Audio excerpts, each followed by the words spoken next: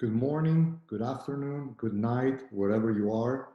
And first of all, thank you for finding the time to join this conversation. And I hope at the end of it, you might, let's say, you might go to bed thinking that you didn't waste your time. We talked with Ryan before agreeing to do this about the subject that we want to touch, and we came down to the idea of going over our pick and roll offense and our pick and roll defense this year in Milano, and that can give you an idea of what we faced offensively and defensively in the EuroLeague, which, as you know, is a very challenging competition. After 5 years being away from Europe, I found a league which is probably a little bit more offensive oriented. We used to have a very aggressive and physical defenses. We still have that, but offense, like in all the teams in the world, whether it's the NBA or FIBA basketball, are more and more influenced in their state of mind by what they do offensively and how effective they are offensively. And players wants to score, wants to play, wants to shoot, wants to pass, want to be aggressive. And if they feel that they don't have any kind of, let's say, momentum or chemistry offensively, these affect the defense of all teams. And overall, I've seen in the EuroLeague better offenses and a little bit less of defensive commitment, just starting with the basic things like pressure on the ball, physicality, fighting the screens. Anyhow, as you will know, the EuroLeague is a competition where every game is played with a high level of drama. The competition is very tight, and to win or lose 1 or 2 or 3 games in a row can make a huge difference in terms of standings. So every possession is very important. Almost nobody runs any kind of early offense after a made field goal. Everybody likes to go into set plays. Somebody does it better, somebody does it less well, somebody does it with more speed, somebody does it a little bit more slowly. But overall, I would say that this league is more a half-court league offensively. So defensively, you will obviously have to face this kind of situation. We will go over that in a second. Before I start showing the clips, I would like just to make a point of what I think is important that we keep in mind once we start watching clips. Personally, I think that spacing and timing are the 2 most important data that we want to check when we watch something. Space is important. The court is getting smaller and smaller. The players are getting bigger and faster, and you know, it's very important that the team space well offensively. And a lot of teams have used the 4 corners spacing, especially when they play pick and roll. The other thing you want to do offensively is you want to have timing. When I talk about timing, I mean that in our sport, everything happens while something else is finishing. The ball leaves my hand for a pass while you're getting open. So you get to the spot, and at the same time, the ball gets there. I don't wait for you to be in some specific spot and then I execute the pass, because that will be bad timing. Somebody will deflect or even deny that pass. You screen, and while I'm dribbling the ball, you roll to the rim or you pop. Everything is while. While is concept. And to have the right timing in passing, cutting, screening allows the offense, once you have created the advantage, to maintain that advantage. If you do not have the right timing, the defense can stop, break your execution, and take away the advantage that you just created. So spacing and timing are extremely important. I always believe. So talking about pick and roll, you have this first clip.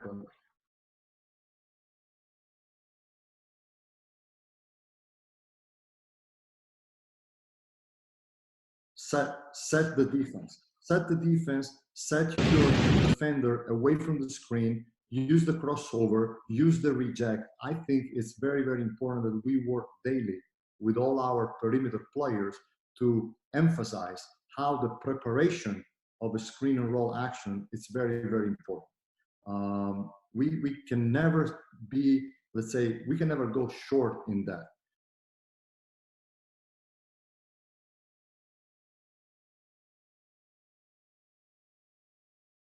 For me to keep in mind that we can talk about, you know, organization, strategy, whatever, but basic fundamentals have always to be kept in mind, and you always have to work in that, regardless of the level that you play.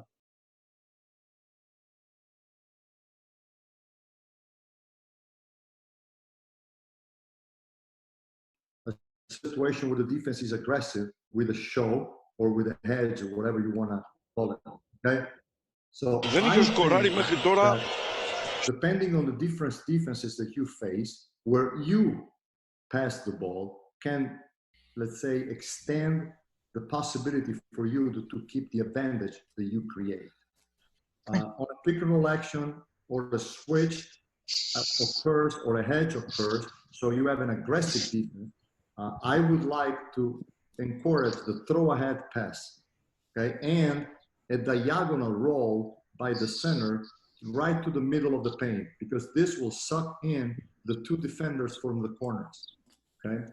And as you see in this clip, the throw ahead pass to Kiefer Sykes, number 28, allows him to have a direct pass to the big, or he might swing to the corner to number 5 Mitchell for a shot, okay? Next clip, you see Paul Biliga, number 6. Instead of rolling diagonally, he goes directly to the block, okay? And that will allow the defender of Moraschini, who's right standing in front of the coach here, to his defender will be able to stunt and get back. Luckily, in this clip, he gets caught by Biliga and he cannot get back in time to the shooter. But you see there is a very, very short, you know, path for the defender to touch Biliga and get back. If Biliga would have been in the middle of the paint, it would have been a much longer run for the defender of the shooter, and it would be almost impossible to get back to him. So again, my point is, against aggressive defense, we like the diagonal roll more than going to the block, and the throw ahead pass. I'm muted. He said I'm muted now. Same thing here, aggressive defense, roll, and now we have another thing. I think the pick and roll is an action that you need to use to start a little bit, create a little bit of advantage, and then hopefully start a drive and kick game if you don't have an open shot. And this clip is quite good. And by the way, I would like to say this. Of course, I pulled, my assistant coaches did a great job, and they pulled only great clips. So we look very, very good. Unfortunately, we didn't do this all the time. We were very up and down. But what you see now, I think it's a good clip, because you see creating the advantage here with Sergio Rodriguez. The ball is thrown ahead, and now Vlado Mizzo can throw it to the corner. He can attack his man, or he can skip it. And Nedovic, he's driving the rotation to find an open shot. Another thing that we work versus hedge, when we were screening with our 4-man, in this clip is Luis Scola that played the 4 for us. With the 4-man, we encouraged a lot the short roll, and we had the second big at the dunker. That means the dunker is the position down low, right outside, one step outside the paint. And you see now, the defense is very aggressive on Rodriguez, and here's the short roll, the pocket here, the high-low from Luis to Kaleb Tarczewski, and the shooter would be open on the same side. So we made a distinction. When we play pick and roll with a 5-man, we try to have the 4 corner space. When we play pick and roll with the 4 against help and recover against hedge, we try to create this different spacing with the 5-man at the dunker. And we try to use more the short roll. Again, this was the plan in theory. Sometimes it worked, sometimes it didn't work. We're just talking about, let's say, principles now. Then, after the first part of the season, where we faced a lot of aggressive defense, we started slowly to face more and more a softer defense, whether it was a drop or a push, but no aggressiveness like we faced in the beginning of the year. At one point, it looked like the whole league, both Italy and EuroLeague, was a little going in a different direction. So here we start talking about the drop, what we thought about the drop.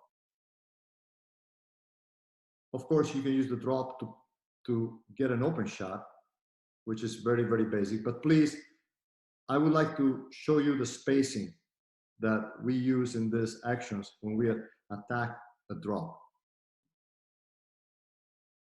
And this is something that we did not do very well. I think in most of pick and roll actions, the play, in this case, Jeff Brooks, number 12, the player who's peeling behind the action, most of the times is the player who's open. Regardless what kind of defensive rotation you are facing, this player that will receive a throwback pass most of the time is the open guy, especially when you run an elbow pick and roll, okay?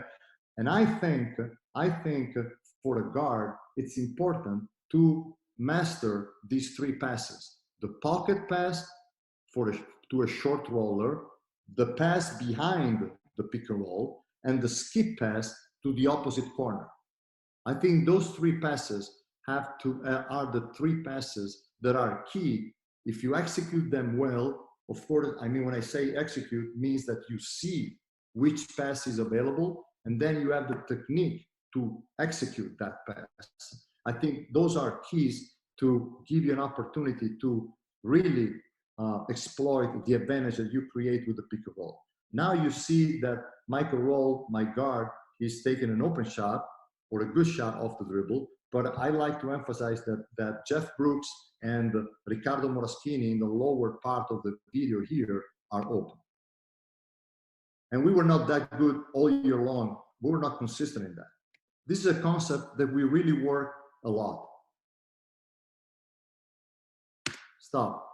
Versus a drop, when you have 2 players, Michael Roll and Vlado Mitso here, we asked our players, when you had 2 players in vision of the ball handler, we asked the baseline guy to cut in order to be able to attack the shift.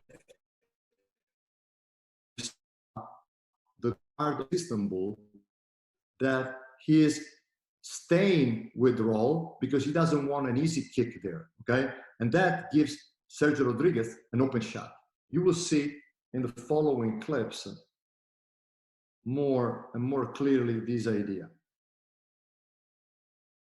You will have now another situation of pick and roll. 4, 5, and watch Drew Crawford. Drew Crawford here on the baseline, here, he sees the drop and he leaves a little late.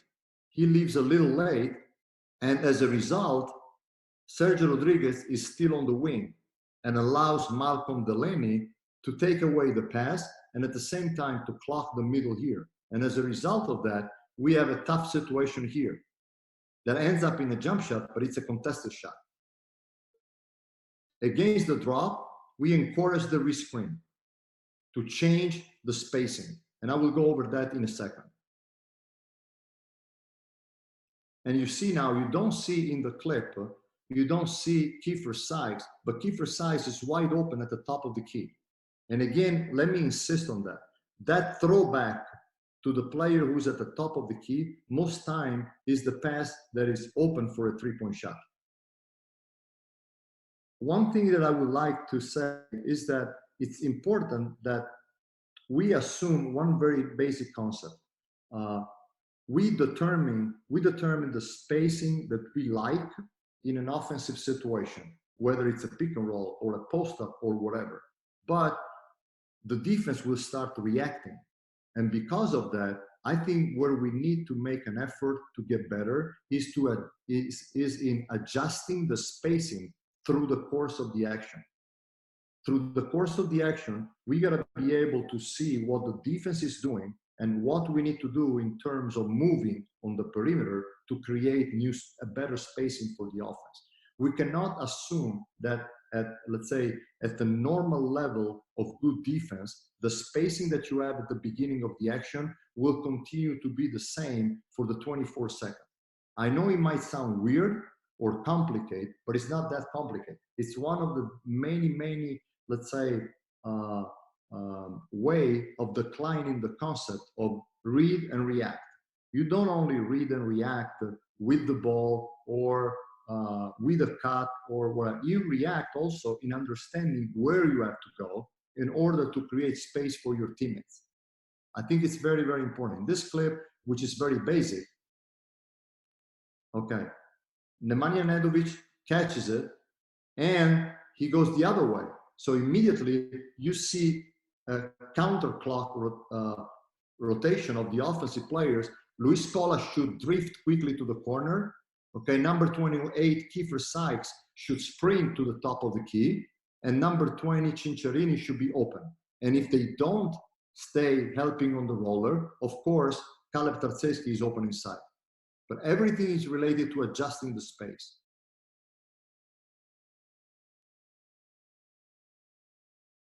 Here we go. This is another example of adjusting the spacing in the course of the action. Sergio Rodriguez comes and against the drop, even if the defense does not go under, against the drop, likes to have the wrist screen. And that changes completely the spacing. Watch now. Luis Scola screens, Rodriguez catches it. If he attacks, if he turns the corner or he goes for a jump shot, Tarczewski, the center, will roll and Luis Scola will be behind the play. But because you see this, the wrist screen action, immediately Scola should sprint to the corner. Here we go. And he creates spacing. The center rolls and Vlado Mitzel is already peeling behind the screen, behind the action, you see? You don't even see him. And that allows the shooter at the break to be open. It's very, very basic, but I think it's effective.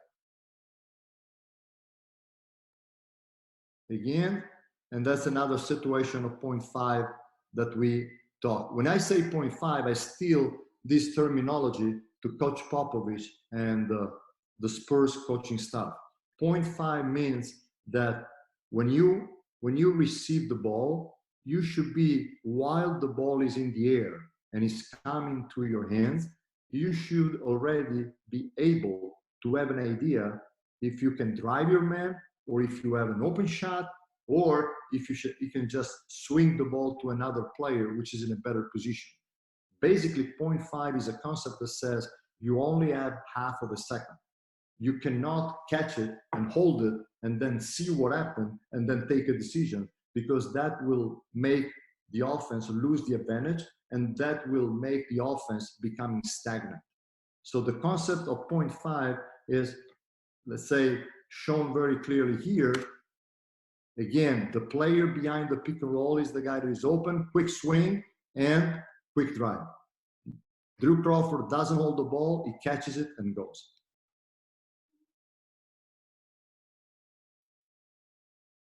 Again, versus drop. And here's the pass. Again, here it looks great. I must be sincere. I would have loved us to be much more consistent in looking for that pass. We were not consistent in doing that. But if we can summarize what we discussed until now, we have said that against aggressive defense, we like the ball to be thrown ahead. Okay? Against drops, okay, you like the ball to be thrown behind the roller.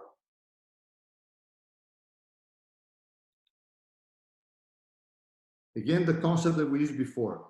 Here's the pick and roll or the DHO, which is the same concept, okay? And Chacho Rodriguez comes out. It's a drop. We're attacking a drop. Della Valle, number 0-0, at the beginning of the action, he sees that there is a drop and he leaves the corner. And that allows number 9, Moraschini, to get to the corner. So now the defender of Moraschini, if he stays here and keeps staying in shift, will give up a 3-point shot in the corner. If he drops down to take care of Moraschini, that opens up spacing for Sergio Rodriguez.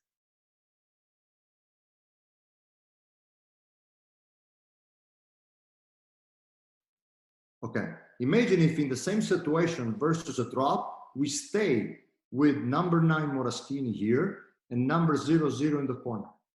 If we stay and we hold our position, this defender would be here over shifting against Sergio Rodriguez and taking away all the spacing for the offense.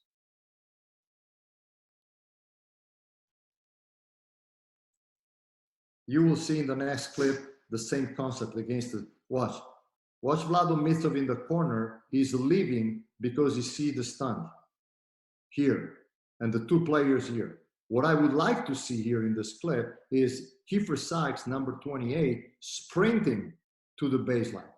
But in this case, he settled. You see, he settled for a jump shot. Imagine if he would have sprinted to the baseline, that would have been an open shot because Campazzo is here helping on the ball ender. He's over shifting here. Okay? It's a very simple concept of how attacking the shift defender. I think the shift defender is probably the most important player that we must know how to attack, how to take advantage of his good defensive behavior.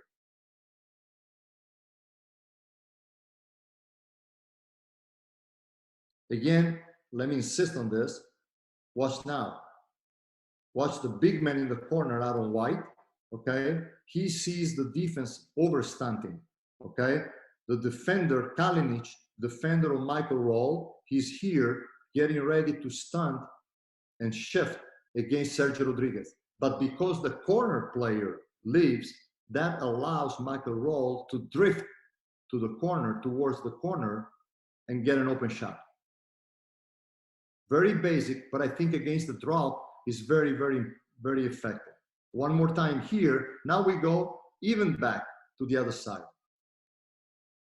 So instead, in this clip, you see the same thing. Watch Moraschini here in the upper part of the video.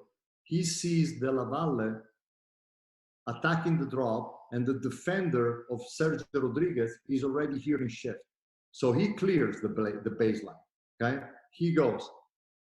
And we peeled behind because Sergio Rodriguez is defended, is taken by Riccardo Moraschini defender here.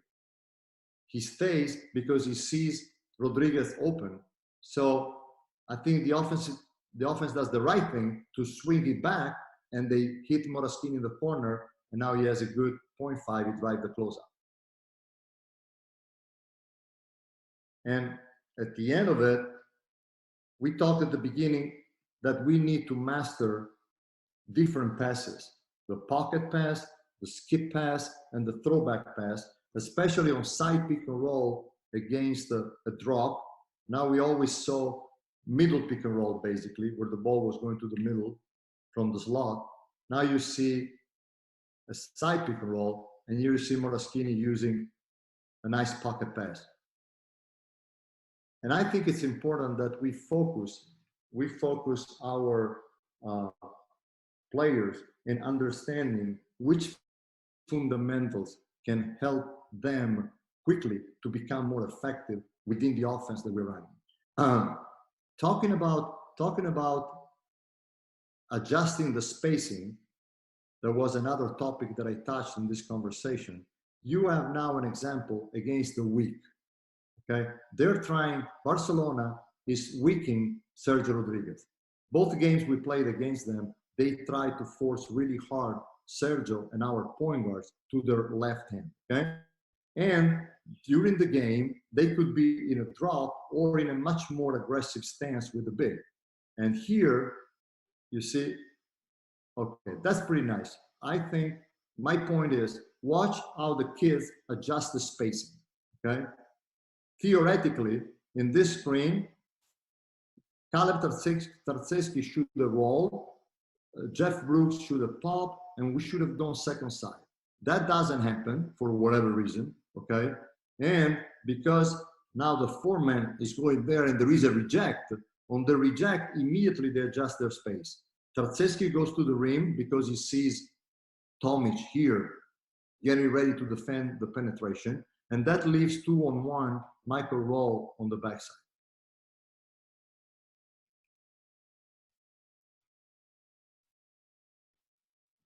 Another adjustment in the spacing on a quick read by the offense, you see this. So they weak our guards. Here we are. They send to his left hand Vlado Mitsov here, okay? So Gudaitis flips the angle of his screen, which is pretty nice. And against aggressive defense on their own, Vlado Mitsov recognized that he needs to throw the ball ahead to Luis Scola. And from a difficult situation, my players managed how to get a bucket. Finally, the third defense that we attacked during the year was the push, where the defense was trying to send our ball ender towards the sideline or toward the baseline. And we tried to keep it simple. We tried to give a simple instruction. Our 4-man was popping, our 5-man was rolling, or if he was not involved in the screening action, was diving.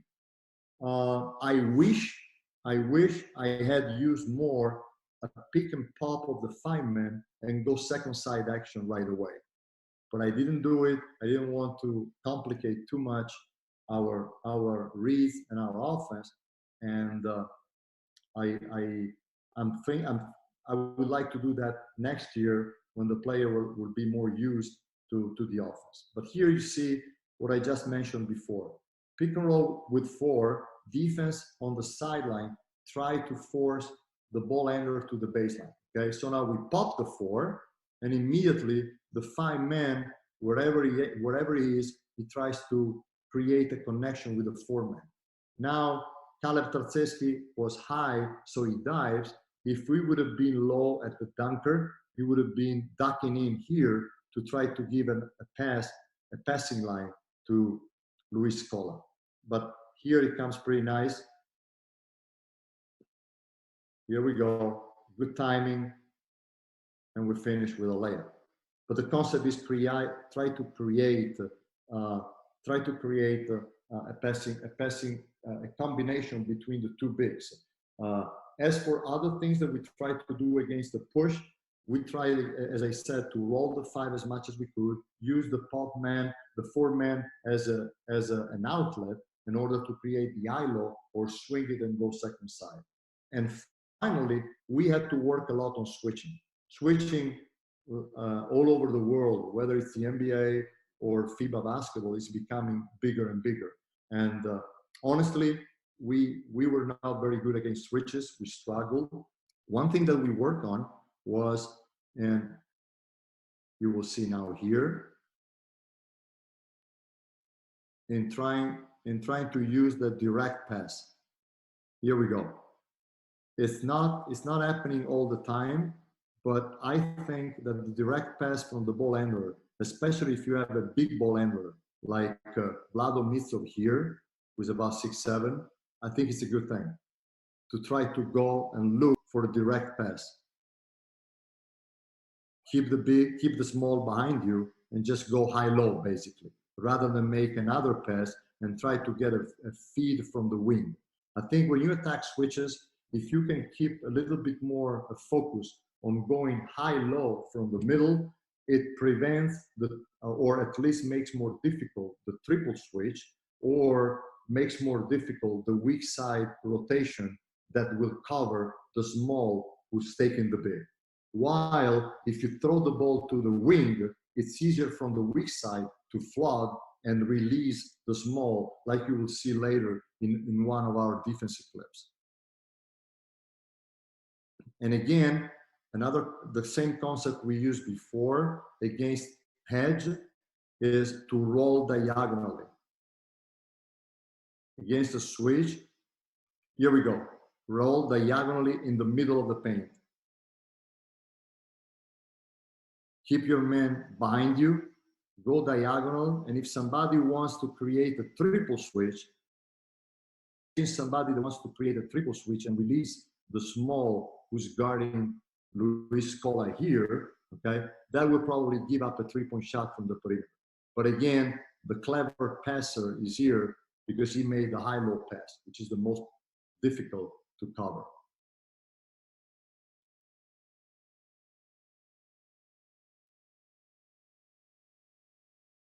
And again, and keep in mind also that against the switch, there is always an opportunity to use the short pocket pass like against a normal situation. If you screen well, and you keep the big behind, the small behind, like Paul Biliga is doing now here, that still gives you the pocket pass. Like if you're attacking a drop or a regular pick and roll coverage, okay? Sometimes we become passive, and on the switch, the screener allows the small to get back in front of him or to hold him and don't let him roll easily to the block or to the position that he wants. And if you can also, if you have the right player there, you can hit him on the roller. And I think it's a nice action here with a 0.5. Of course, I mean, we were not doing that consistently through the year, and we need to get better. And I'm sure you understand that these are only, let's say, a bunch of very, very good clips. If you like, we can make, let's say, a timeout and answer or discuss your questions related to the pick and roll offense. And then we'll move to the pick and roll defense. And what do you think? Yeah, I think something that's important for a lot of coaches, just in my experience of being in Europe, I think two things they teach really well against switching.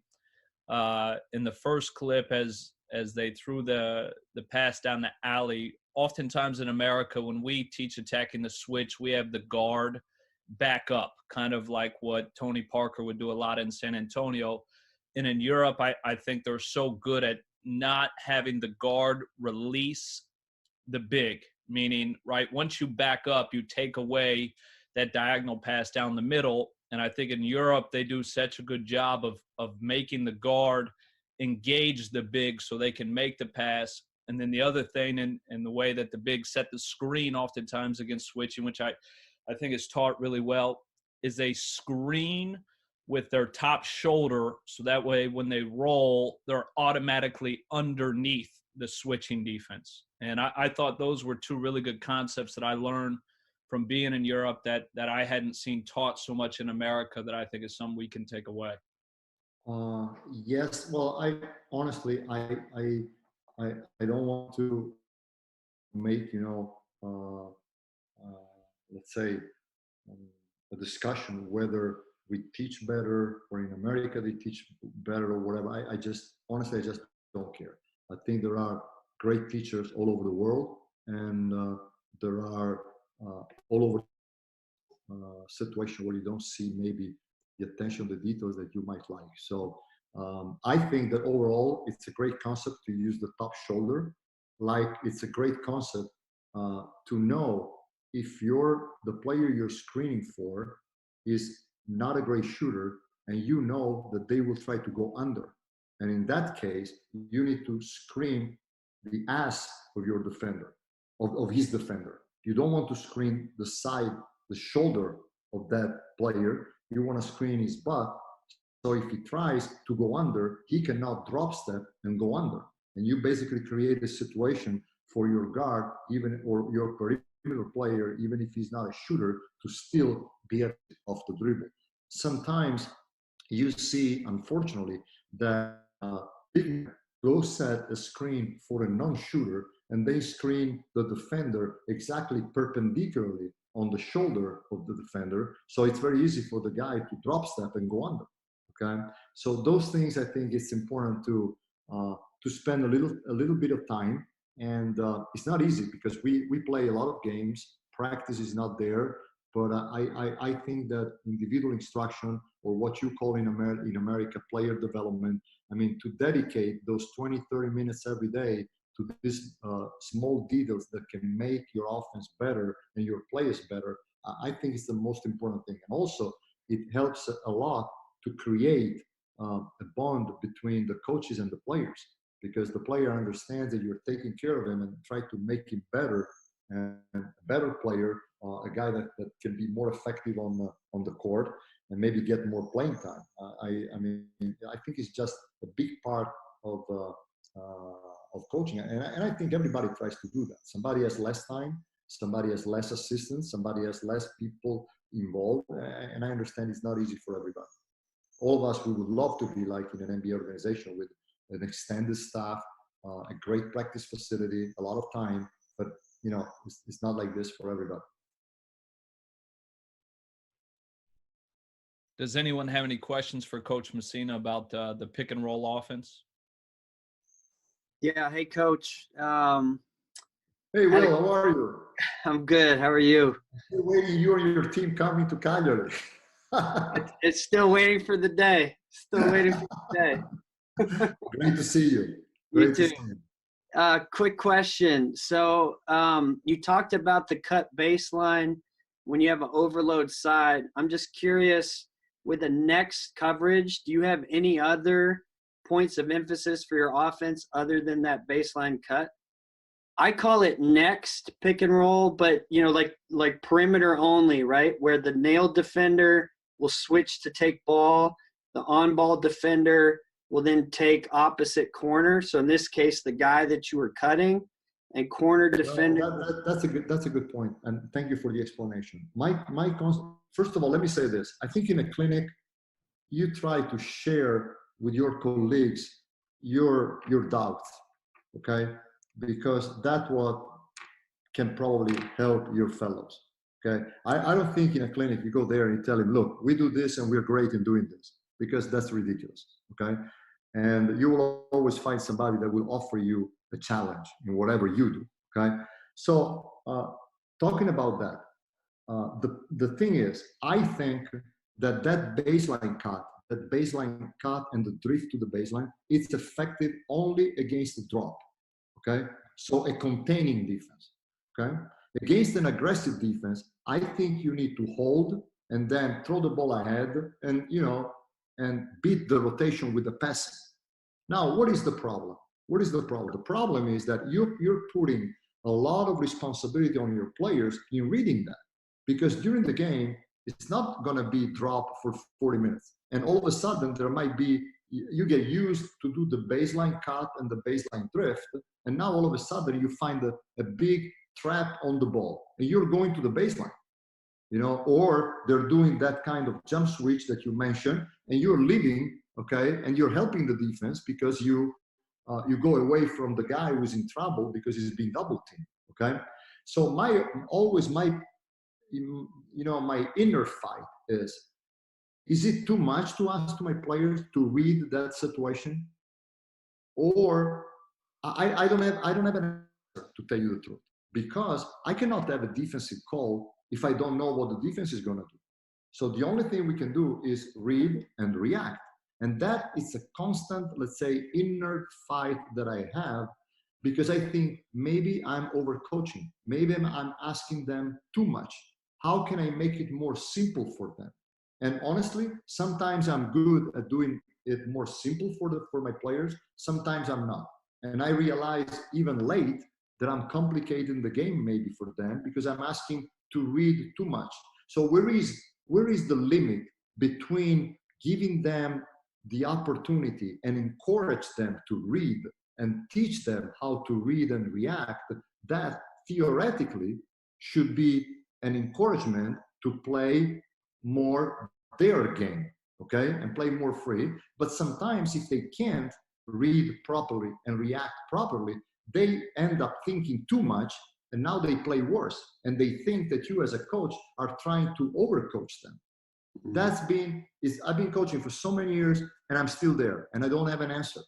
And probably I'm done, because I've been an assistant to so many amazing coaches in Europe and in America, and I'm still here, and I'm still asking myself, how can I make it simple for them, and still how can I encourage them to read? Because when you read and react properly, man, it's exciting, when you see.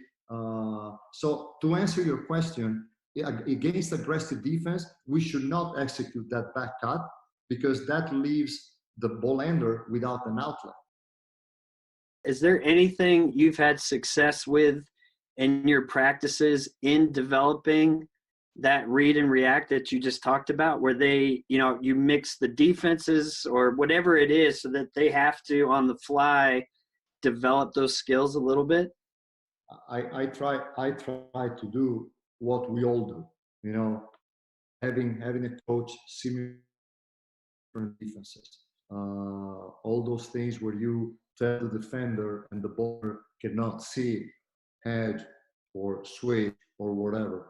I do all the normal things that everybody does, to tell you the truth, and sometimes it's easier, sometimes it's more complicated, and I keep thinking that I should be able to find a way to make reading more easy for my players. Because sometimes I realize that for my players, either here or in any other situation, it was easier to go through calls, and in this action you always pop, in this action you always roll. Think about a big man, a fine man who set a screen and rolls. Sometimes his man is way down, okay? So maybe he should just go short roll or pop, okay? And if he's not a shooter, he'll go second side. If he's an aggressive blitz on the ball, an aggressive trap on the ball, maybe you should just go very short roll and give him an outlet there, because if he goes deep, we lose him. So for a roller, it's he should have a feel, not everybody's Tim Duncan, who knows every time whether if he has to go short or deep or pop or whatever. And it's very, very difficult. You can solve that with calls. So you say, in this action, you always roll deep.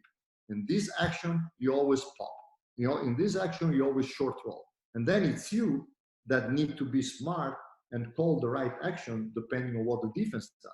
But in my opinion, that's not basketball. I can't do it. There are great coaches who are capable to do that. Amazing coaches who can do that, like if they had a joystick and they help their players, because they, through an amazing set of calls, of very basic, quick calls, they help the team. I can't. That's not how I'm wired. And so let me just share my frustration, and I apologize for taking your time. I'm sorry. No, I appreciate it. Thanks, Coach. You're welcome. Hey, Coach. Sorry, I see Darvin Ham, and I want to take my hat off. Okay? How you doing, my friend? I'm good. I just wanted to say thank you for doing this. I love you. I miss you. I hope you're safe. I have to jump on another call, but thank you. Thank you very much, you man. And your family are doing well. Thank you so much for finding the time. Thank you. Absolutely. Thank you, Coach. Thank you. Later, guys. Coach. Yes. When do you cut the weak side corner guy off the shake pick and roll action? What is your timing? Timing is as soon as the ball handler is coming off the screen.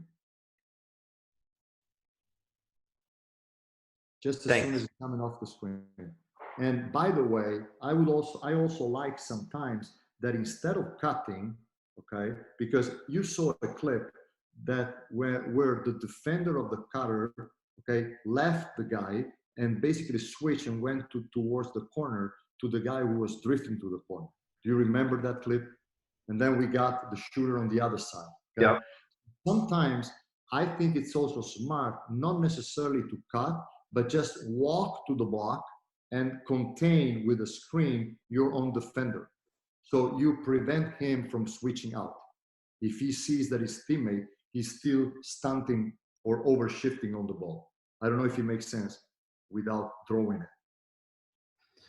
Do you mean switching on to the roller or switching on to the shake guy?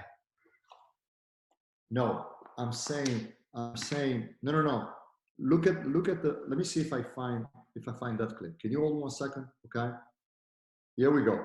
Watch the defender of the corner guy, the guy that is leaving. Okay. He leaves him and he's getting ready to switch out to Sergio Rodriguez that is drifting to the corner, correct? Yes. In this clip, the offense is good enough to go second side. My point is that sometimes what you can do here is that the corner player Moraschini, okay, instead of leaving, he can just walk towards his defender and screening. So when Sergio Rodriguez is drifting to the corner, he cannot switch out to Sergio Rodriguez. Does it make sense? Yes. Okay. But to go back to your question, the timing is number 00 is coming off the screen. Moraschini should already gone. It's even late in this clip. You should go when the guy starts to use the screen. Because if he goes slowly, he might interfere with the roller. So I want him to just go. Thank you. Thank you. If we don't have any other question, I would move to the pick and roll defense. Okay, here we go. Talking about pick and roll defense. And this is something that I've seen Coach Pop for years try to emphasize this, and it was never enough, because that's the key of pick and roll defense, which is take up the distance between you and the ball handler. Because for whatever reason, all our players are scared to get into offensive players at every level. And they always jump to the air, or they always jump to the position rather than going to the hip of the ball handler and take up that distance between them and the ball handler. So we started, first of all, as a push team. We wanted from day one to become a push team, a team that was going to push the ball to the sideline or to the baseline. We thought that this could have been the most, let's say, the better choice for our personnel and for the way most of the teams in the EuroLeague were structured. Okay, so we try to work on push, and you see in this clip the major point of emphasis right in a clip where we don't do it well. You see my ball handler, the defender of my ball handler, Amedeo Della Valle, is on Wilbekin here, number 1, and he jumps to a position rather than jump to his hip, to his left hip, and try to force him to dribble into the big.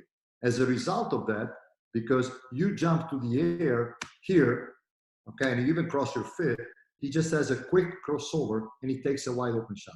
The reason why this clip is in is because the point of emphasis of the push defense. Point of emphasis of the push defense, number 1, every pick and roll defense, get up into the offensive player. Okay, just hold on 1 second. I need this. Okay. Second point of emphasis. Whatever you do in pick and roll, which is not an aggressive hedge or show or whatever, every time you do a drop or a push, there will be situations where the ball handler will attack your big. So to stay in the play for the small is a huge point of emphasis if you want to build a defense based on pushing to the sideline or dropping. Because the fact that the big in this kind of defenses is not impacting the ball allows the ball handler at some level to attack. And if he attacks, okay, it's gonna be a problem. The third thing is that we also implemented, of course, the jump switch on the sideline on handoff plays to keep the ball on the side and then jump into a push. Anyway, in the continuation of the play, you see that there is another screen, and now trying to push, the ball handler number 14 will attack the big. And Michael Roll here should keep pursuing the ball and as soon as the of his man, or as you say, as soon as he sees the numbers on his back, okay, he should just go into the big leg here on Tariq Black and try as much as he can to keep him off the board. And by the way, you see the Sergio Rodriguez, because he's so concerned of Scott will baking, is forcing us to play 4-on-4 defense, which is not what we want to do. Okay, we would like to have Sergio Rodriguez here inside the paint, and if the ball handler is clever enough to skip the ball from here to here, we'll close him up. Okay, but here in this clip, you've seen a lot of bad stuff, and you have seen, starting with a good thing, which is the switching here to keep the ball pushed, okay, which is good, and force the ball handler to go far out to reroute his dribble, okay? Now, you start seeing a couple of bad things. The first one we see is Sergio Rodriguez allowing us to play 4-on-4, okay?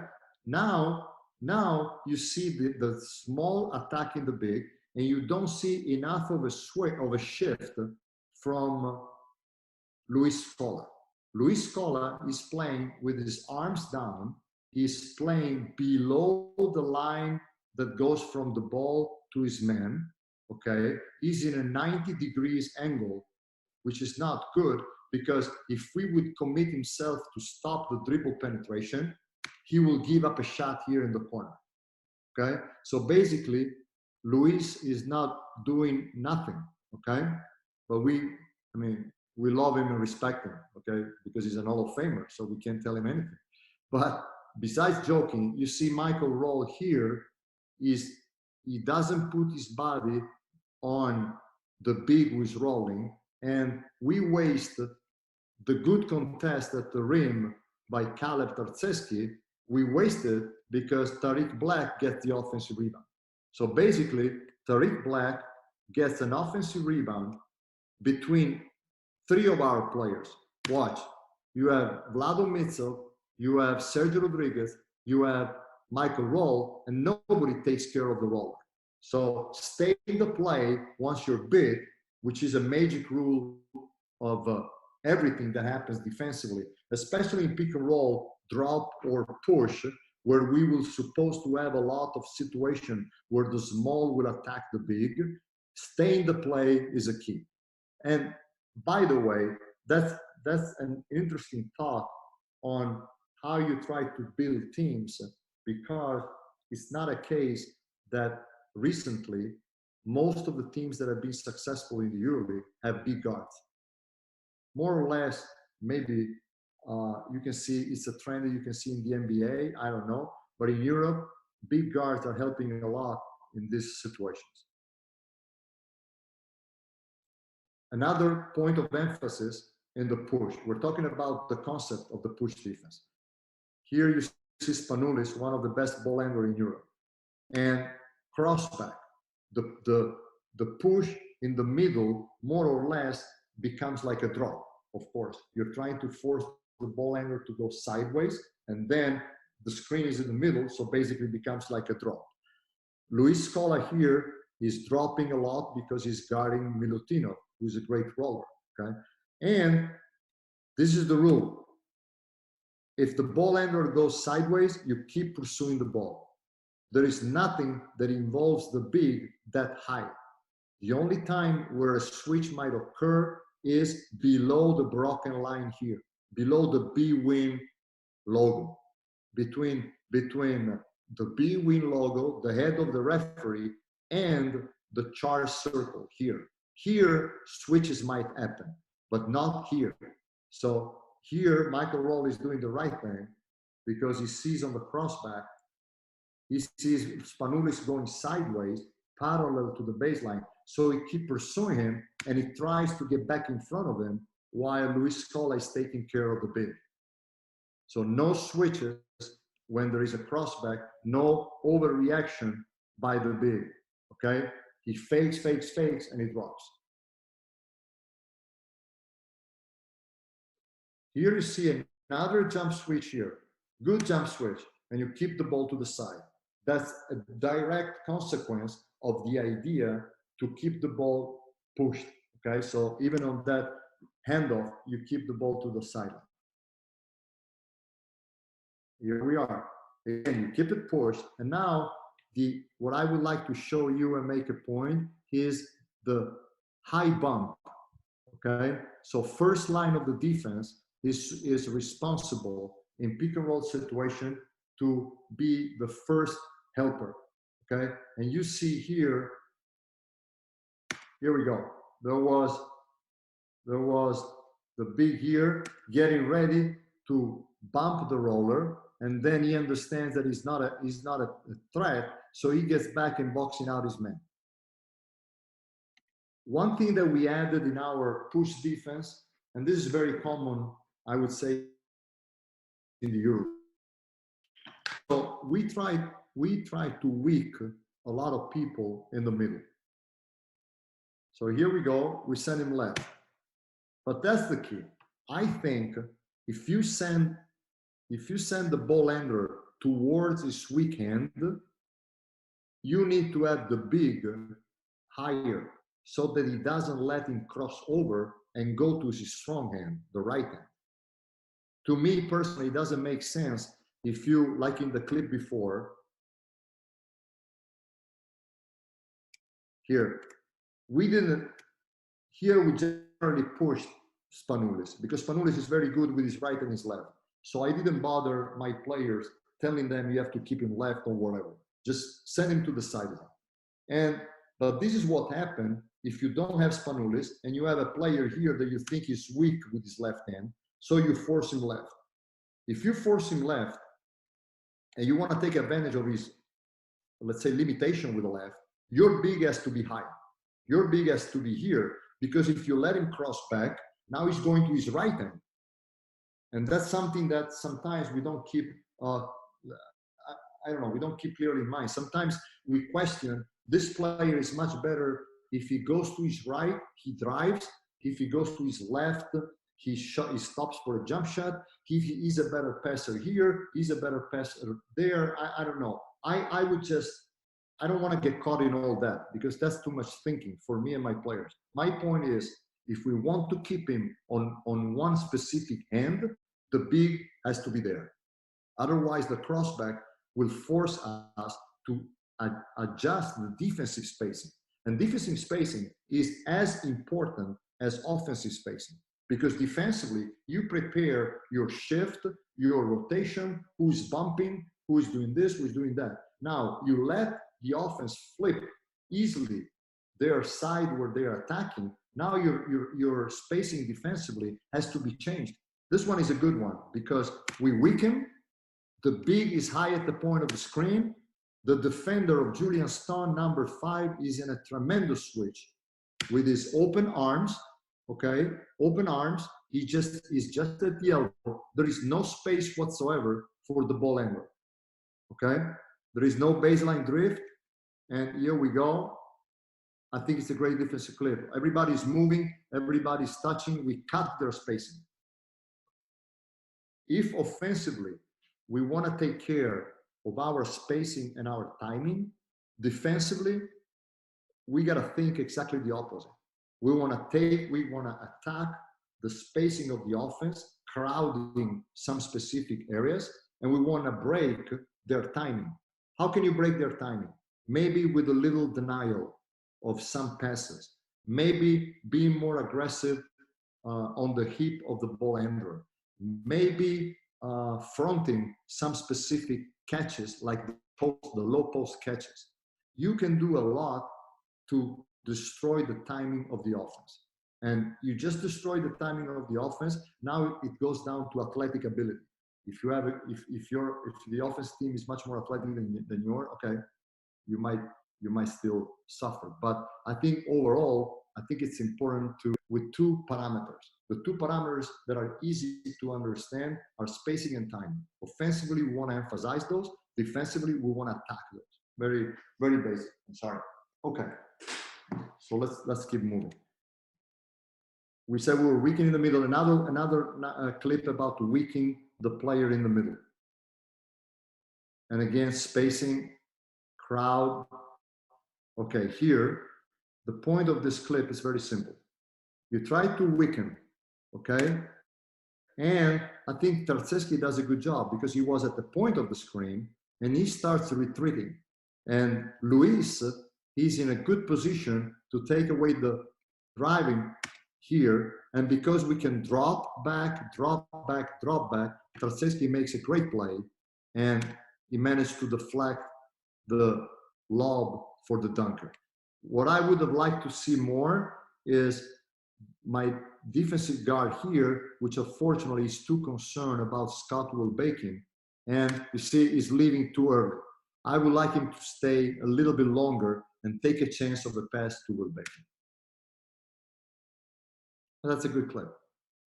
Now, the problem now is understand what kind of player, if you push, what kind of player is screening. Is he a shooter or is not a non-shooter? Especially on side pick and roll. In this clip versus Fenerbahce, we're pushing and we consider Geoffrey Laverne, number 77, not a shooting threat, even if he's an okay shooter. But in this game, I remember we wanted to encourage a jump shot from their bigs because that's Fenerbahce. That's a team with amazing guards like Nando De Colo, Slukas, the Greek point guard. So a lot of shooters, Gigi Datome. So we wanted to, you know, if they had to beat us, we said, force them to beat us with the big shooting. So we consider all their bigs like centers. And we see that on the pop, we get back with the big here. And we close out short, as we like to say, so we don't run Geoffrey Laverne off the three-point line. We stop halfway, we stand with the Michael Roll number 10, and you know, we force him into a contested shot. Now, it's different if the four-man or if the big is a big who can shoot, okay? And now you see, you apply a normal push here, you push to the sideline, and the guy pops, boom, of course, you give up a three. This is a nice clip because it was quite early in the season, and we hadn't, let's say, worked a lot or enough on what we call the late switch. We start slowly trying to implement the concept of late switch against a shooting big that is screening the ball. And watch this clip. So we have here, this player here, the four-man of Brindisi, he screen, here we go, screens and it pops. Now, the rule should be we're pushing and late switching. That means on the screen and roll, the ball ender should leave the ball, the big should take the ball quite aggressively, and the small will fly to the big man who's popping. And here we do it a little too slow. You see Della Valle number 00, who reacts slowly. He's focused on the pass, he's looking at the ball, and that makes him slower. And he still gives up a shot. Okay? The idea of the late switch that you have seen used by everybody, there is nothing new here. The idea of late switching is that you don't want to involve 4 or 5 players in a rotation, like when you do, for example, push and full rotate from the weak side. Okay? That's still a good defense, but I'd rather play more 2-on-2 if possible, rather than involve more players in a rotation. We were not extremely athletic this year, but even if you have an athletic team, I think that the more you manage to limit rotations, the less offensive rebounds you give up. Because if you rotate too much, there will be a lot of situations that the ball will go up in the air and you're still moving, and it's difficult to put bodies on bodies and you know, secure the defensive rebound. And there is nothing more frustrating than work your ass off for 19 seconds, then the ball goes up in the air, And even if you're trying hard, you give up an offensive rebound and a layup. So I'd rather solve as much as possible situation 2-on-2, and the late switch helps us to do that. So here you see we don't do it very well. We have the idea, but it's not a great execution yet. In the next clip, you will see a little bit better. Here is the popping big, and you see basically that on the first dribble, Rodriguez leaves Calates, and is already going to the shooter, okay? And leaves Calates in the 2-point range, attacking the big. So we don't give up the 3. We might give up a contested long 2. Of course, we don't want to go with a layup. Now, after a while in the season, we realized that we were not consistent with our push. And what was giving us problems was that there were too many quick guards that as soon as we were trying to shift our feet in order to get the stance to push the ball to the sideline, people were driving us. And it's funny, if you let me recall a story. One of my first meeting with Coach Pop and the coaching staff, I remember we were preparing a game against Oklahoma City and Russell Westbrook. And, you know, I said something like, why don't we send, I don't know, Russell Westbrook to his left in the middle pick-and-roll? And I remember Coach gave me a look like if I said something not very smart. He said, welcome to the NBA. If you do that, he's gone. You will probably see the back of his jersey and the layup, because a guy like Russell Westbrook will go full speed. And that's always in my mind. I probably have a tendency to overreact when I see, or when I think I'm facing, even in Europe, quick guards, because I always think if we shift our feet, boom, it's a penetration. So that happened a little bit too much, and with my team this year. So we decided to go into a drop. I drop, basically the main difference, as you well know, is that you send the ball handler into the screen. You don't try to send him away from the screen towards the sideline or the baseline. You send the ball and the ball handler into the screen, and you try to stay as much as you can square with your feet. Okay, so we try to do this, and all day long the discussion was where we want the big.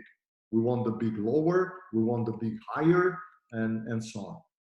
And here again is a decent clip where we keep the same concept that we use in the drop, meaning we send the ball into the screen, even if we don't pick up the distance with the ball handler, and we just chase him. And if there is a crossback, we keep pursuing the ball. We keep pursuing the ball. Okay, we don't want to have switches more or less at the foul line. Okay, we don't want to overreact. We want to keep the body on the big. A drop, like the push, as we said before, will create more situation where people will attack your big, okay? And you see, again, the same situation we saw before. Here, Drew Crawford does a decent job in fighting the screen. He stays square. He should not go under. I would like him to chase that guy, but anyway, okay? On the re-screen, and the setup is good, he fights the screen. But now, here's the thing. First of all, we would like to see Moraschini here bumping the roller, and he doesn't do it, okay? Now, Drew realized that the guy is going, okay? So basically, now his job is to, as much as he can, get into the big legs here and try to prevent an offensive rebound, okay? Remember what we said, more or less between the end of the logo here and the charge circle is where most of the switches will happen. And again, unfortunately, Luis, who could be more here on the same line of the pass, okay? That's another big point, I think. I think we should get better. We have to emphasize being on the shift on the line of the pass. If you are below the line of the pass, doesn't make any sense. So as a matter of fact, the guard thrives the guard drives, Tarczewski does a decent job with his body, but we're pursuing hopeless, we're pursuing the ball handler, while we should just leave the ball handler into Tarczewski hands and just get into the big and maybe steal the short pass.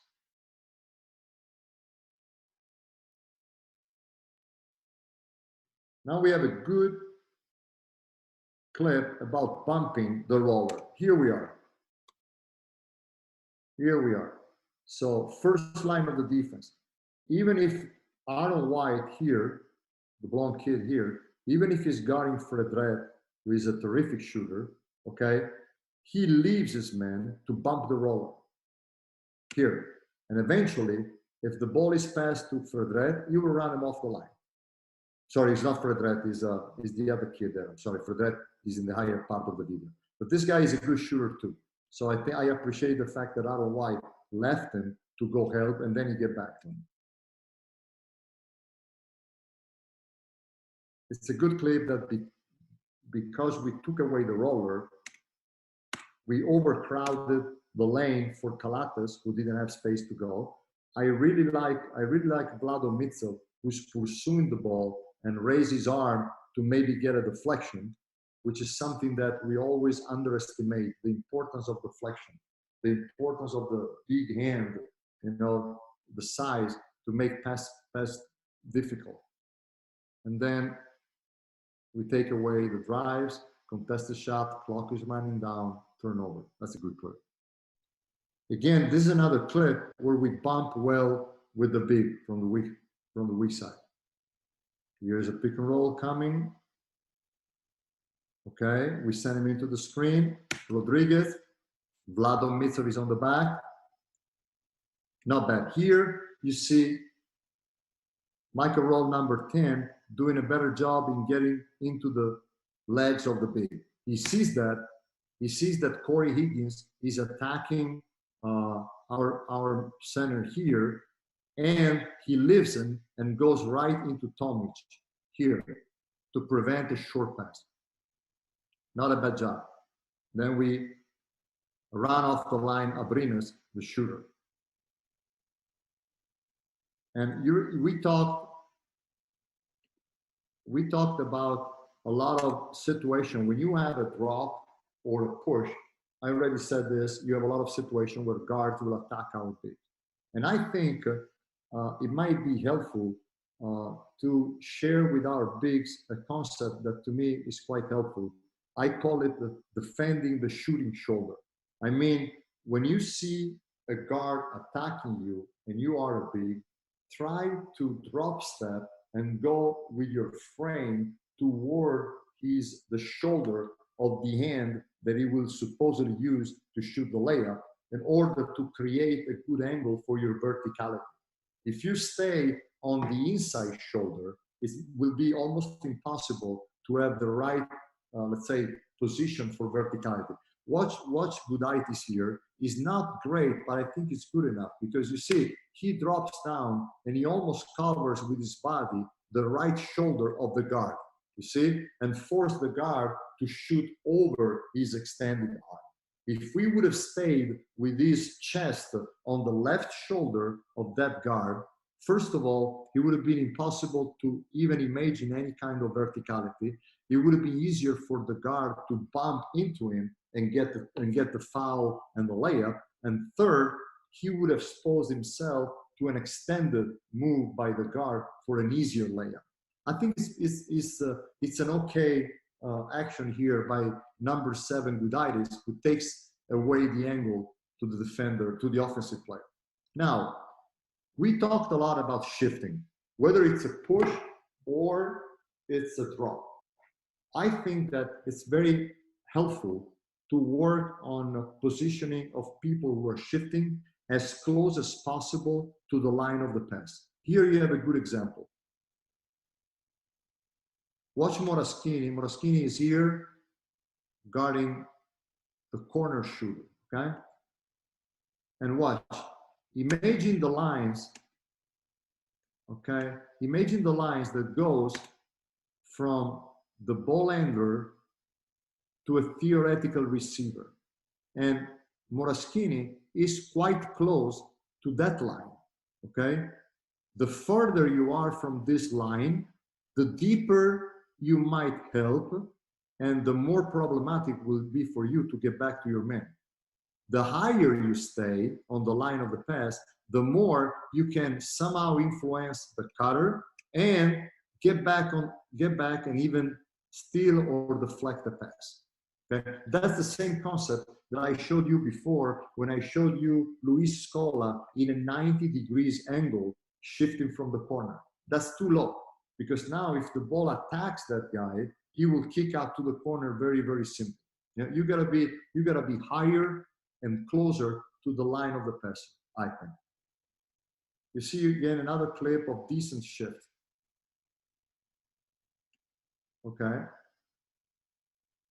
So watch Mitsov. Mitsov is guarding Jerebko. Okay. He's quite higher to the line of the pass from Shved to Jerebko. So he might impact the roller here. Watch now, even if Shved will try to pass the ball to Jerebko, and of course Jerebko maybe could space differently or better. But my point is, Vlado Mitsov is quite close to the line that goes from the ball handler to his guy. And same thing does Sergio Rodriguez. He's on the same line of the ball and his man number 3. He might take a chance of a backdoor cut. I know, I agree with you, but that's a chance that I would like to take. That's the gamble that I would like to accept, okay? Rather than be lower and more containing in my shift and allow the ball to go deeper. I think we can have a first line of the defense. The first line of the defense is formed by the shift guy here and is formed from the back guy who is bumping the roll. I think that the less we involve people from the corners, the better it will be for our defense.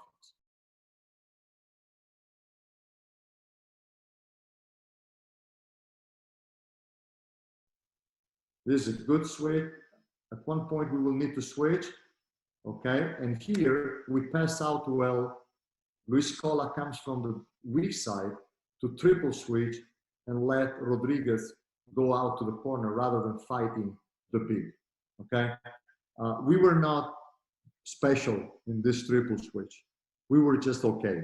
And I think that you need to practice a lot and you need to be, efficient if you want to really rely on that.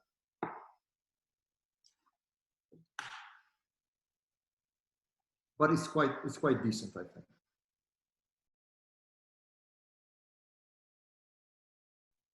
A late switch here, which is good, you see, like we talked before. Dubljevic, the guy with the beard, very, very good shooter.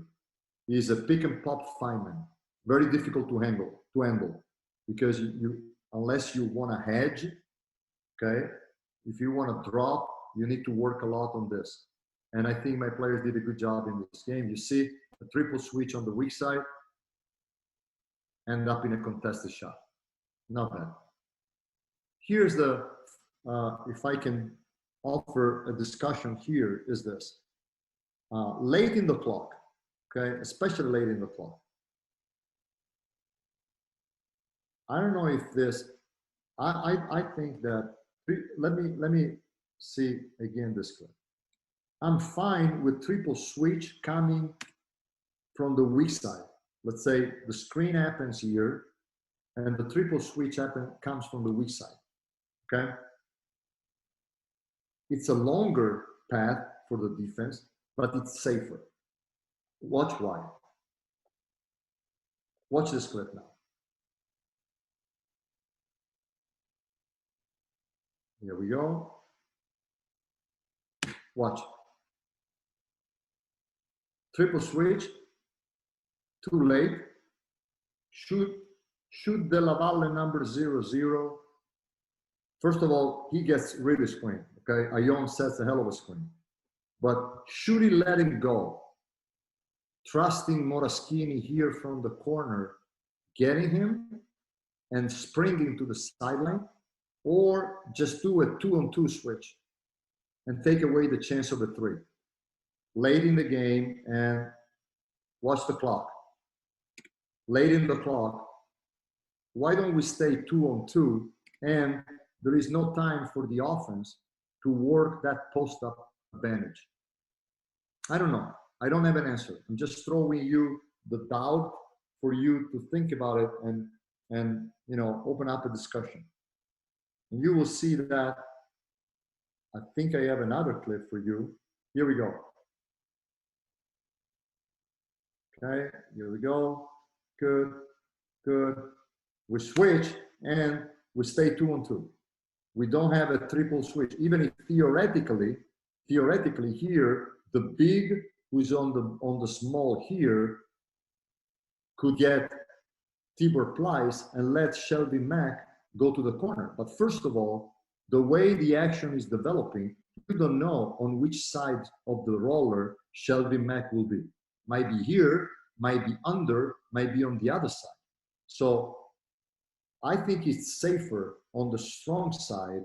Don't run too many triple switch, because in this case, if you leave Boubois, the shooter in the corner, open because his man leaves, try to go back here to Pleiss, that's going to be a wide open three. While Shelby Mack, he handles it 2-on-2, and he does a pretty good job. He handles it pretty well, and now he fights. He fronts the post. Aaron White is coming from the weak side. Vlado Mitsov sinks level of the ball, and we end up in a good play, in a good defensive play.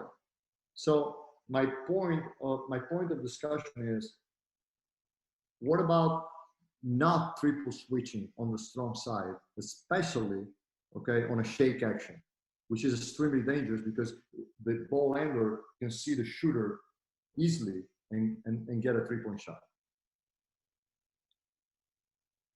And finally, we used a little bit of this switch. Sometimes our drop was not working. Sometimes our push at the beginning of the year was not working.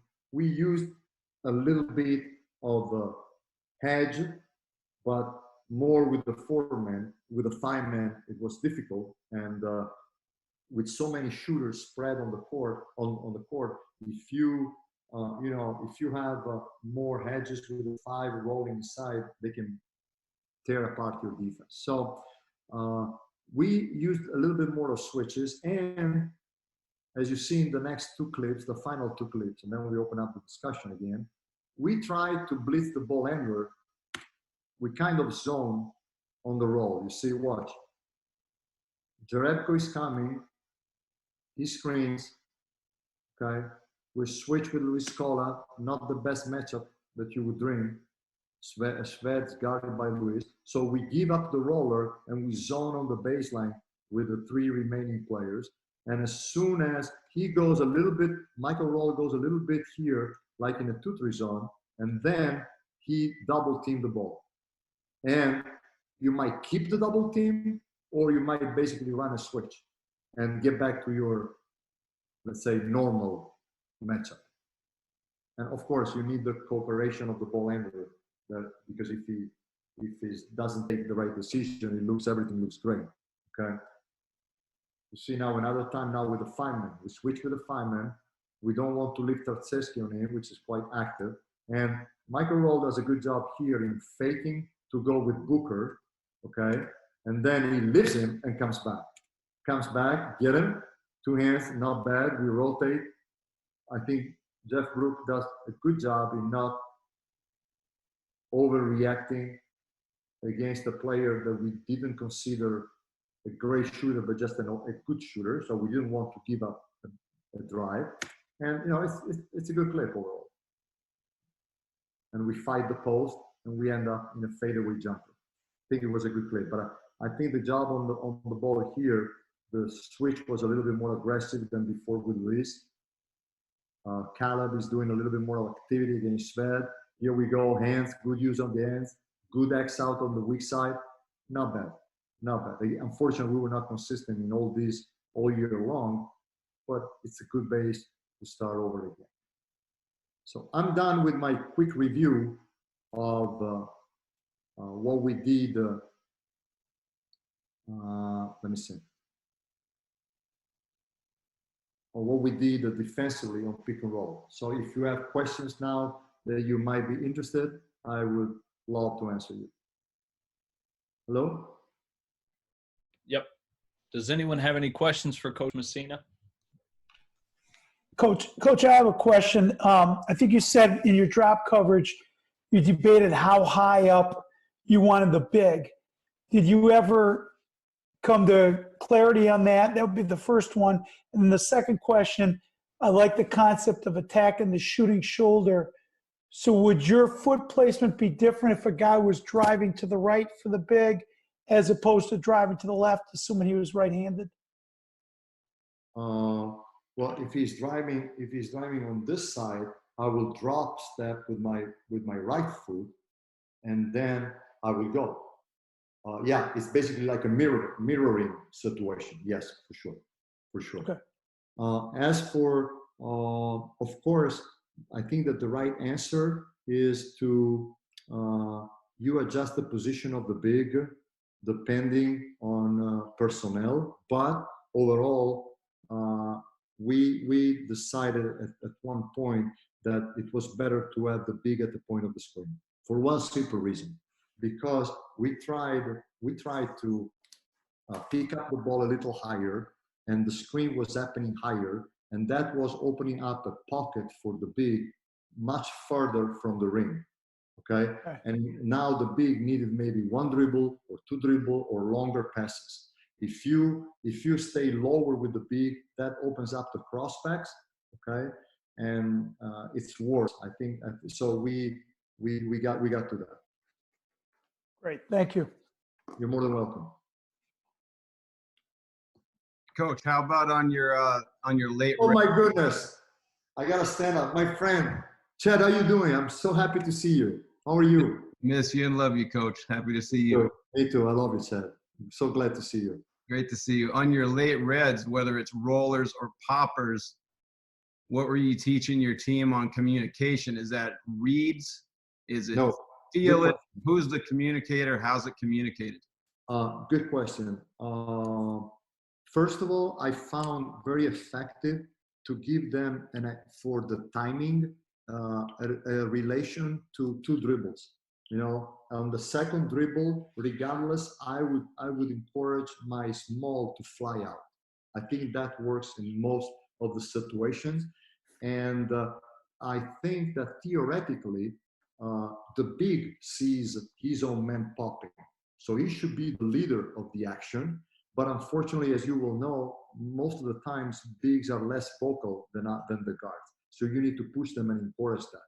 I think it's very difficult for the guard, unless he's very, very experienced, to understand that maybe he should lead. Now, one thing that I would like to say is that with the quickness that so many shooters have, I was thinking about Davis Bertans, for example, that we had together.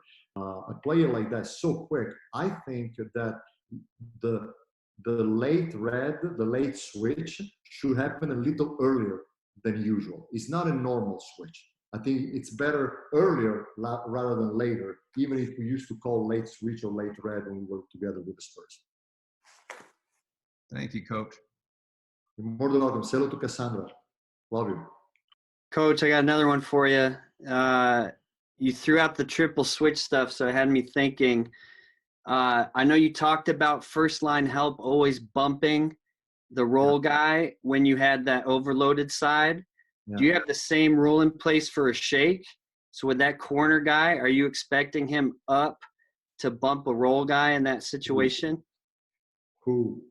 I think the key, that, as you well know, that's the most difficult situation to cover, of course. I think what you can do is try to limit the damage if you are already in position. I mean, I think we all know, and we all were very well learned, and I mean, Coach Bob was so good in teaching this. You have to be already in shift, okay? And then you can run out, okay, to your man. The problem is that when you go like this, okay, because you're late in shifting, and now you get caught opposite the ball. So as I think I would insist in showing yourself in a position where you're shifting, encourage the skip pass to the shake guy to the corner rather than to the wing, and meeting the guy earlier. You know what I mean? Don't wait. If you get caught and you meet the roller at the 90 degrees, there is no way you can get back to the guy who's shaking up. But if you go diagonal from the corner, you leave your guy and go diagonal to just touch the roller higher. Now, if he comes towards the foul line extended, is a quick recovery, and you can still bother that guy or run him off the line. Okay. In that case, probably a good offensive player will probably stay in the deep corner, I think.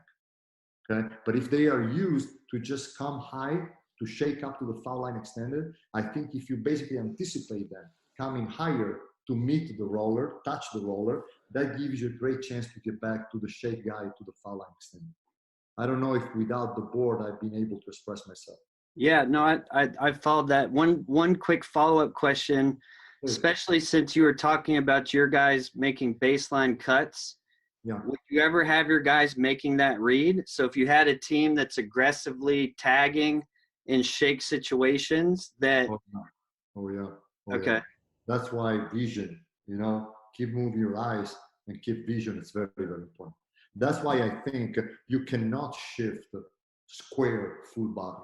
You got to shift a little bit more diagonally, if it makes sense. You know what I mean? In order, so your feet, your toes are theoretically a little bit more towards the corner and a half court, rather than be square and just aim of the opposite rim, because you would impact the ball big time, but you will be slower in getting back, and you will expose yourself to a backboard. If you're a little bit more diagonal, you can, stop the ball somehow and still see if the guy is trying to go backdoor. Great. Thanks, Coach. More than welcome. Can I say just something? I mean, I just want to thank you all. We can go on and talking, but I've seen so many great friends that I haven't seen for a while. I'm glad you're doing well. You're healthy. I hope your family are healthy, and I'm just thankful for this opportunity, Ryan. It's a great thing. I hope you just don't send a letter complaining for the product that you want your money back. Perfect. Coach, defensively, what are some things, what are some teaching points that you have? What are the important details that you have in terms of, for your on-ball defender, when he is defending the pick and roll, in terms of his hand placement? Are you teaching to take away the early low pocket pass, late high pass? Yeah.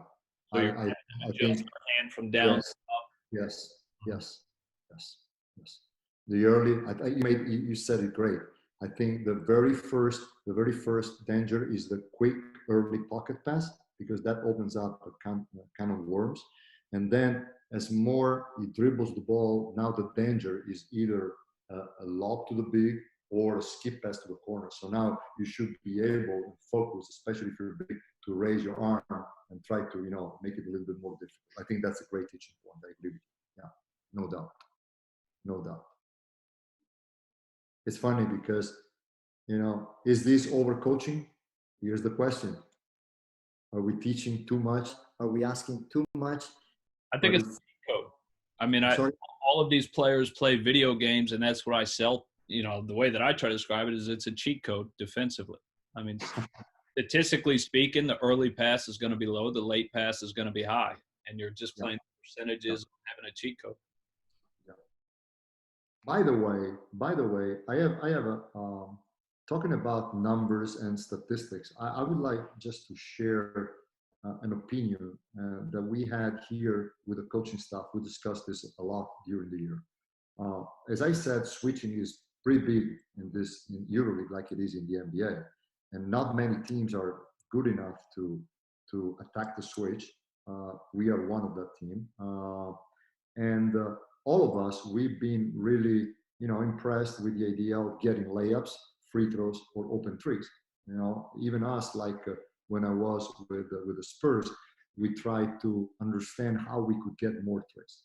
But since everybody is switching, I think in terms of player development or, individual workouts for the players, we got to find in our team, if we're lucky enough, those 2-3 players who can beat one-on-one the switch, and eventually the defense will give up a middle jump shot.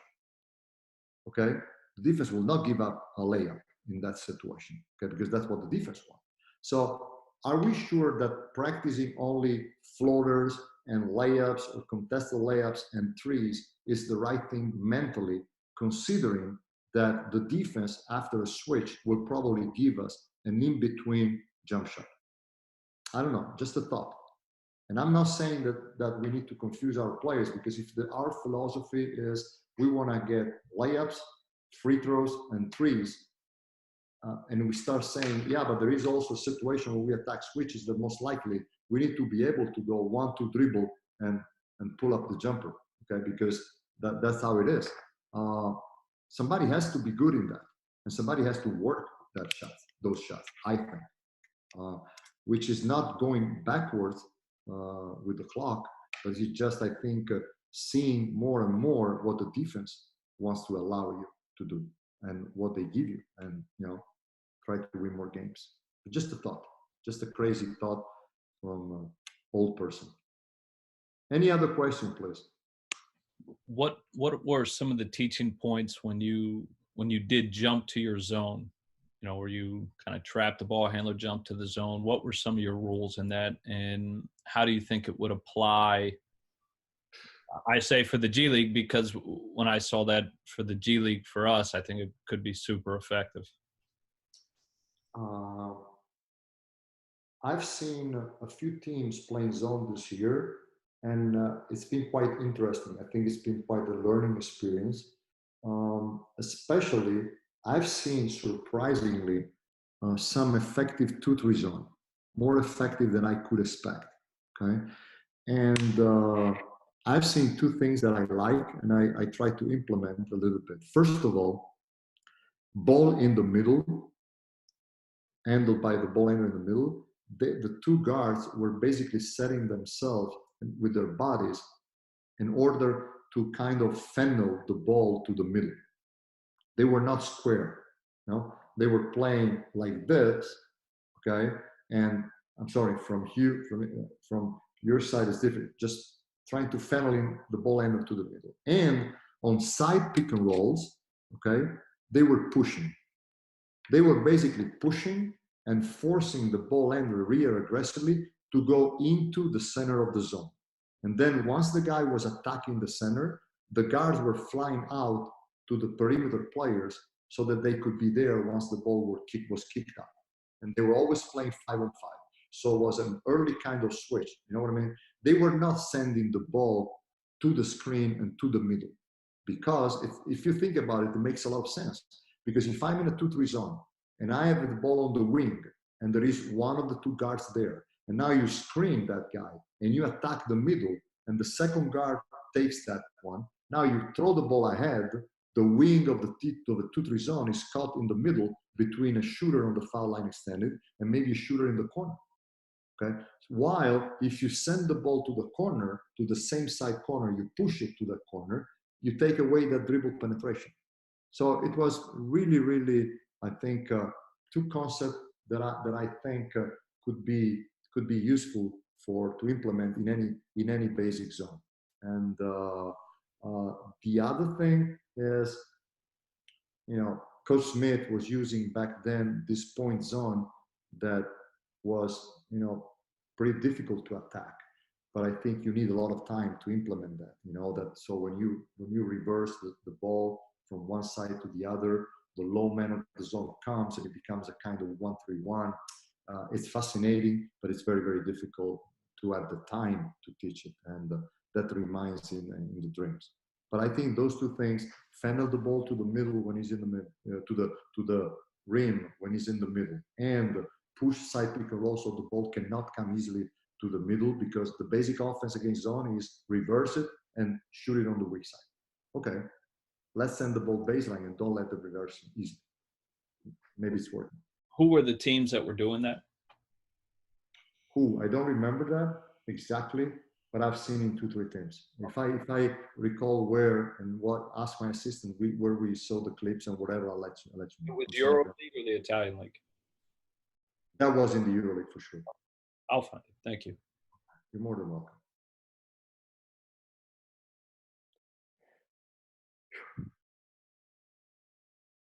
Coach. Yes. Ooh. Henry. Oh my Henry, man. How are you? Henry, how are you? I'm doing well. Great to see you. I still remember when you were in Siena and you were making tons of shots. That's a long time ago. Hello? Appreciate you doing this. I hated you. Well, I hated that you took us out of the, kept me from the Final Four when you were at Cheska, I think, with, was it Papaloukas and Vanderpool? Yeah, exactly. That was not a bad thing. Yeah, that was Cheska, smallest shit, everything, right? Yeah. Please tell me. Teaching, you have multiple coverages here as far as defensively, how you're talking about the on ball and the big. But speaking about the weak side, did the guys have trouble picking up whether they should be pulled all the way in or in a drop and you want to guard it 2-on-2 now, and maybe they don't have to pull over as much, and then at times you're triple switching? What was the language that you were able to communicate each coverage, and how well were the guys able to pick it up to be able to read and react in that moment and do it well? It's a great question, and I tell you honestly, I think that we were overall better defensively, because defensively we lacked athleticism, but it was easier for us to read defensively than offensively, if that makes sense. In our offense, I realized at some point that I had to go easier and more basic. New team, not a lot of practice time, could not ask them more. And while defensively, they allowed me to be more, a little bit more crazy and try different stuff, because they were smart, understanding, and especially in what you're saying, in understanding when and how they could pull, okay, and enough to, and take advantage of the fact that we do not have a defensive 3 seconds rule, and when to stay locked up on the shooter. I think overall we were not bad, and if we would have been a little bit more athletic, we could have switched more. I would have liked to switch more, and we couldn't do that because of the way we were. And in terms of even I think the communication was very, in terms of wording, we kept very basic. We didn't use a lot of fancy words or colors or whatever, and I think that helped us. We tried to keep it simple, and it was easier for the kids to get it. I had an experienced team. I had honestly an experienced team, and they put a lot of effort. Yeah. I don't know if that answered the question, but I think overall, for us in Europe, and you have played here, you've been a great player here in Europe for many years, I think it's easier defensively, I think. While offensively, and a lot of great players that come from the NBA take a lot of time to understand that. I mean, you put the ball down and everybody's already there. While in the NBA, it's not like that. In America, it's not like that. So I think players it's a little bit more simple to adjust defensively, to do that, rather than adjust offensively, I think. And overall, I think this forces you, it's even more fun probably, to spend more time on the offense in practice, I think. To go back to your question, as long as you have, let's say, a good attitude in compete your ass off defensively, even if it's not perfect, I think the concepts are easier to grasp and implement. While offensively, you need more time. You need more time. It's not enough to compete. You need more time to learn the reads. For example, you need to have 1 or 2 players who can skip the ball from one side to the other. Because in these days, if you only do the basic reversal, players are so quick, boom, boom, that you gotta be perfect in every pass. So if you have a guard, you mentioned Papaloukas or David Vanterpool, big guards who can skip the ball from one side to the other, I mean, that helps a lot. So that's why offense is probably more difficult to work and to grasp here in Europe, I think. But it's just a feel. Just a feel. Thanks, Coach. Thank you. Best of luck to you. Thanks.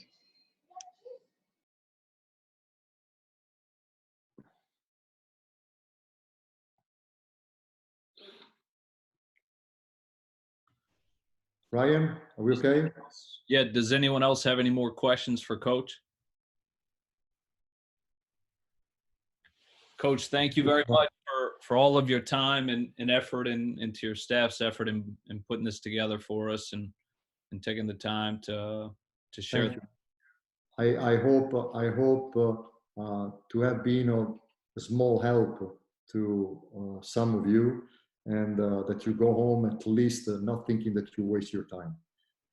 I would love to thank everybody because I had the opportunity to see again a lot of friends, and I wish you the best. Stay healthy with your family, and I hope this thing will pass soon and we can go back to the court and keep playing, keep seeing basketball and do basketball together. Okay. Thank you so much to all of you. Thank you. Best of luck. Thanks, Coach. Thank you. Bye-bye. Take care. Thank you, Coach. Thanks, Coach. Great job. Thanks, Coach. Thank you, Coach. Thank you, Coach. Thanks, Coach. Thanks, Ryan. Thanks, Coach. Ryan. Thanks, Ryan. Appreciate it, Coach. Thank you, Coach. Thank you, Ryan. Appreciate it. Thank you, Coach. Thank you, Ryan. Thanks, Coach. Thanks, Ryan. Thanks, Ryan.